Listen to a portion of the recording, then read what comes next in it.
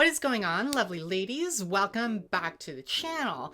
As you can see, I am kind of gothed up. And if you would know a little bit about me, you would know that I was a goth girl in my first sort of year of transitioning.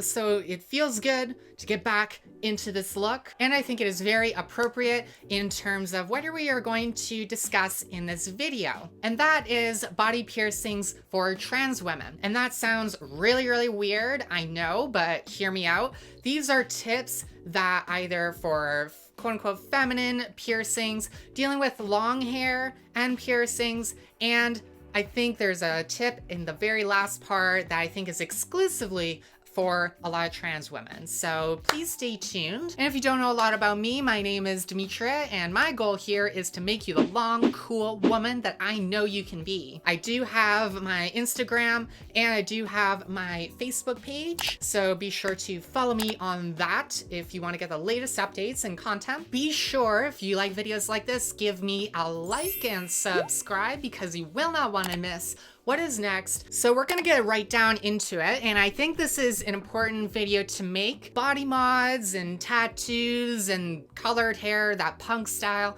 that alternative style, is very common and well liked within the LGBT community. I think we're all a little weird and we like challenging beauty standards. Now, I am not going to recommend that you get only feminine piercings if that is even a thing. That's the great thing about body modification. It challenges gender roles, it challenges beauty, but I think these are great tips for you to know if you plan to get certain piercings. Firstly, we're gonna talk about the navel. Now, the navel is beautiful. It is a great piercing to have. This is generally regarded as a more feminine piercing. You gotta be very gay to get a belly button piercing. So I'm going to give you my experience of what getting a navel was like. Long story short, it was a short experience. I got it pierced. After 4 months, I took it out myself. Now you're probably thinking, why on earth would I have gotten rid of this beautiful landmark, this great, beautiful thing? Here's the reason why I wasn't a fan of the navel. I kind of debated whether I felt more pretty without it, that it's just that smooth, you know, or with the jewelry in.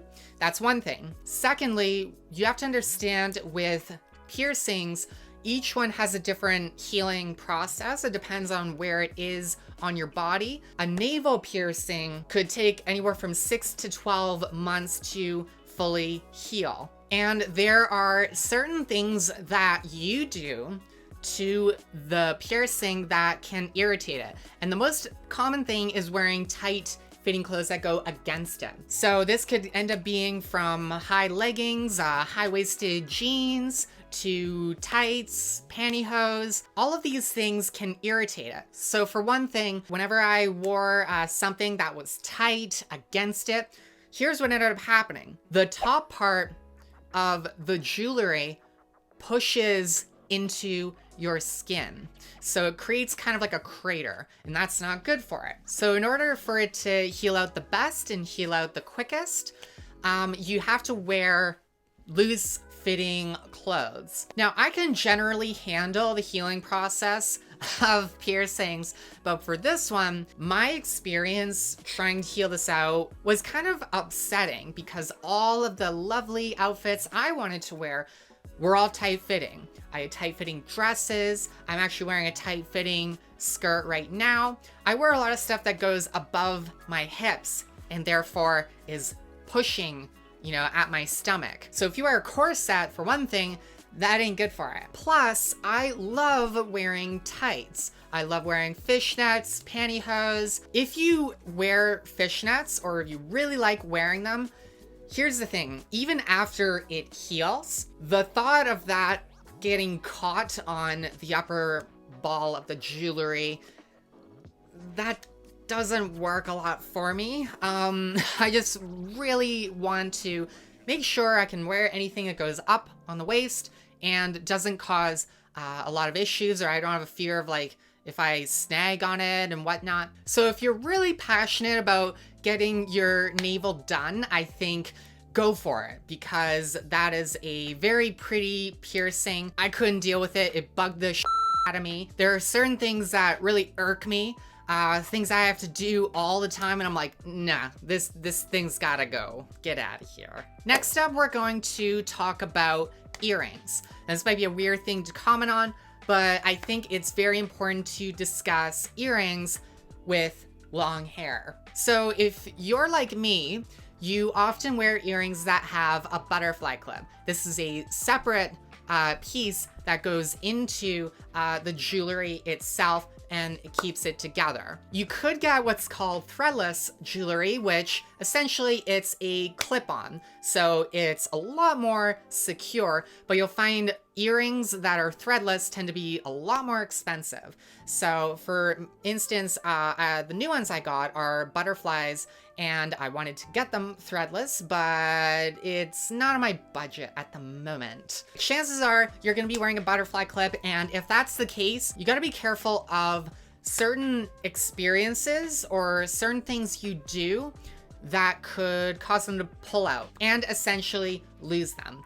This is mostly when you're swimming with long hair. This is what happened to me.